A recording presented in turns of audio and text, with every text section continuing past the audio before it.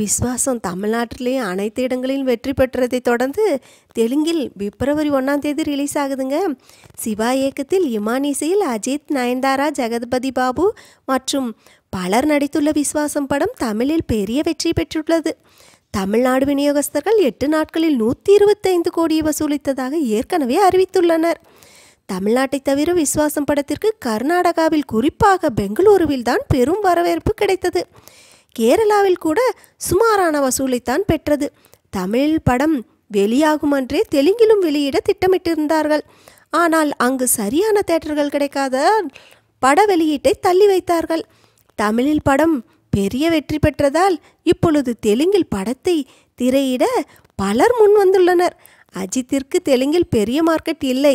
தமிழில் விஸ்வாசம் பெரிய வெற்றி பெற்றதை தொடர்ந்து தெலுங்கில் நான் நீ என போட்டி போட்டுக்கொண்டு திரையிட பலர் முன் வந்துள்ளது பெருமைப்படக்கூடிய விஷயம்தான்.